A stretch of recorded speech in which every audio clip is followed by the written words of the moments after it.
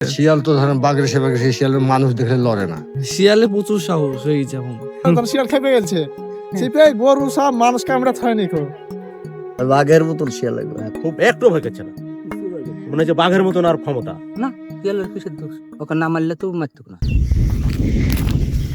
রাজশাহী শহরের ওপারে ভারতীয় সীমান্ত ঘেঁষে পদ্মা নদীর বুকে জেগে থাকা ৬০ বিঘা চর।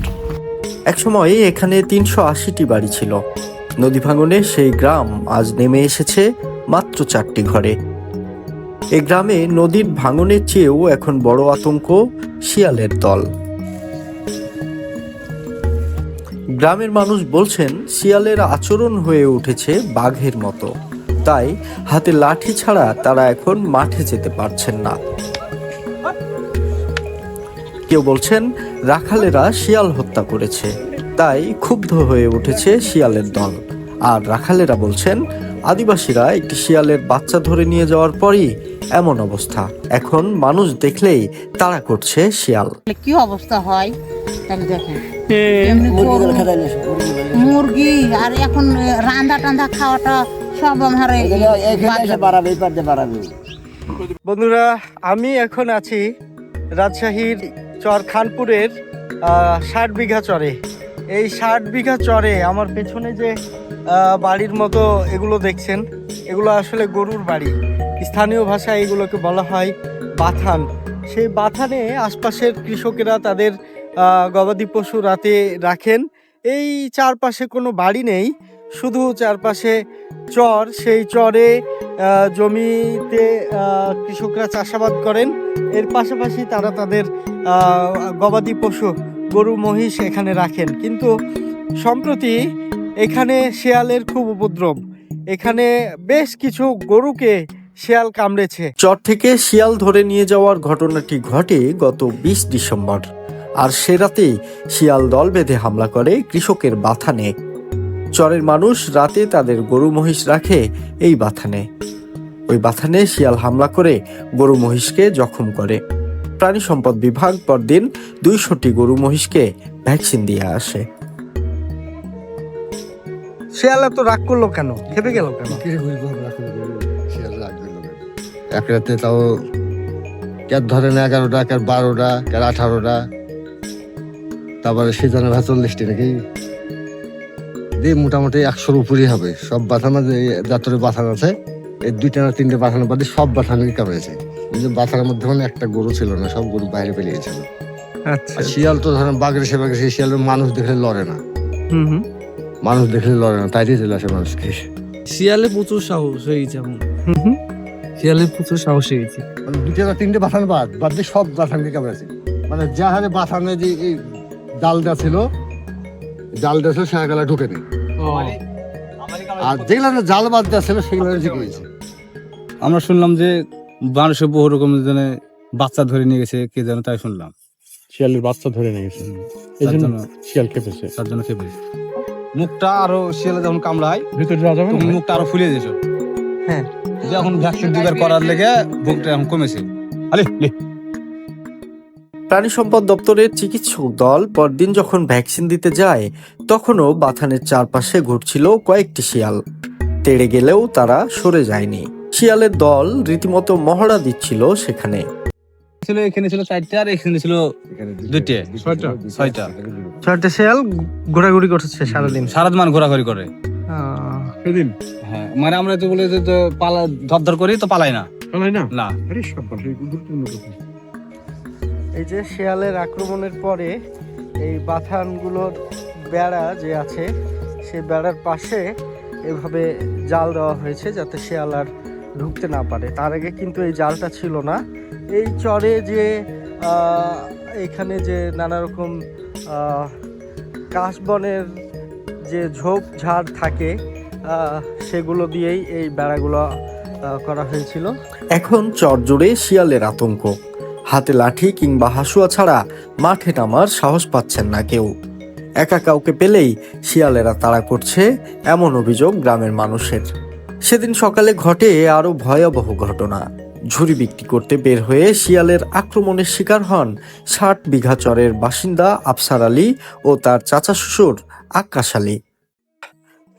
যে চরে বাথানে গরুগুলোকে শিয়াল কামড়েছে সেখান থেকে প্রায় 2 কিলোমিটার দূরে একটি গ্রাম, এখানে এসে পৌঁছেছি। এই গ্রামের বাসিন্দা আফসার আলী, তিনি এই খাবার টাবার বিক্রি করেন, ঝুড়ি জিলাপি এগুলো মাঠে মাঠে ঘুরে। তিনি শিয়ালের আক্রমণের শিকার হয়েছেন এবং তাকে শিয়াল আহত করেছে। কি ঘটনা ঘটেছে এখন তার কাছে শুনবো। তার বাড়িতে চলে এসেছি। দাঁড়িয়েছিলাম আর আমার শ্বশুর এখানে দাঁড়াইছিল। শ্বশুর এইভাবে দাঁড়াই আছে আর আমি এইভাবে দাঁড়াই আছি। দেখছি শিয়াল এখানে চলে আইছে, দেখতে পাইনি। আমার শ্বশুরকে বলছি, চাচা শিয়াল চলে আইছে তো, মানুষদের ভয় করছে না? শ্বশুর বলছে, বেটা এটা খেপা শিয়াল গো, কিছু বলো না। শিয়াল চলে দাঁড়িয়ে আছে, ভয়ে কিছু বলছি না। এই জায়গা থেকে শিয়াল আইসে এইভাবে মাথা নিচু করে এরম এরম করতে করতে চলে আসছে। তখন আমি এখানটা চলে আসছে, তখন আমি শিয়ালকে এইভাবে ধরতে গেছি। তখন শিয়াল আমাকে জাম করে আসে মুখ ধরে এলে। ধরার পরে আমি ধরি, তাহলে মারি দিয়ে আমার এখানে আবার কামড় মারে। ঠেলে ধরছি শিয়ালকে, এই টাইনে ধরছি, তাহলে শিয়ালটা আমাকে ঠোঁট নিয়ে চলে যাবে। তখন আমি এইভাবেই শিয়ালকে টাইনে ধরে আছি। আকাশকে তখন হাইসে আকাশ আক্রমণ করে, তখন শিয়াল আমাকে ছেড়ে দেয়, তখন আমি শিয়ালকে ছেড়ে দিই। আর শিয়ালকে যে না ছাড়ি, ছাড়াবার কাম না ছাড়ি। শিয়ালটা কোন দিক গেল? এদিক গেল, এদিকে এদিকে ঢুকেছে। এরকম উঁচে, এরকম উঁচে চালিও ভালো। আর মুখ মুছলো কি বলেন? ওই মাটিতে মুখটা মুছলো তো, ঢালে মাটিতে রক্ত লেয়া আলো দেখলো। 21 ডিসেম্বর 4 জনকে ধাওয়া দিয়ে পদ্মা নদীতে নামিয়ে দেয় শিয়ালের দল। হামলার পরও শিয়ালের দল এলাকা ছাড়েনি। দল বেঁধে মহড়া দিচ্ছে গ্রাম জুড়ে। বাড়ির চারপাশে ঘুরঘুর করছে তারা।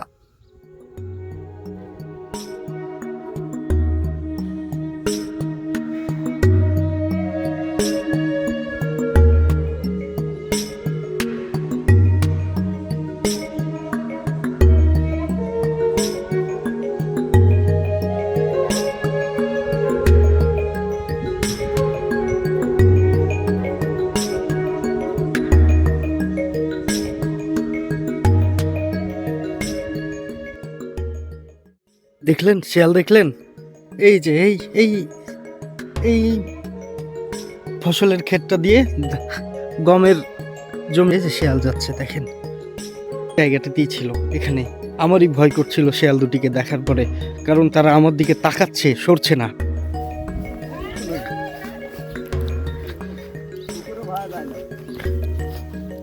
শিয়াল এখন যখন তখন সামনে এসে দাঁড়াচ্ছে, তখন ভয়ে পালাতে হচ্ছে মানুষকে।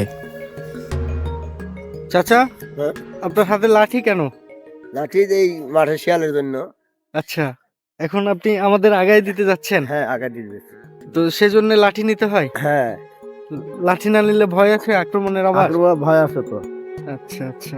শিয়াল ক্ষুব্ধ হওয়ার কারণ কি? গ্রামের মানুষ বলছেন, আগে রাখালেরা একটি শিয়াল হত্যা করেছে, তারপর অন্য শিয়ালরা ক্ষুব্ধ হয়েছে।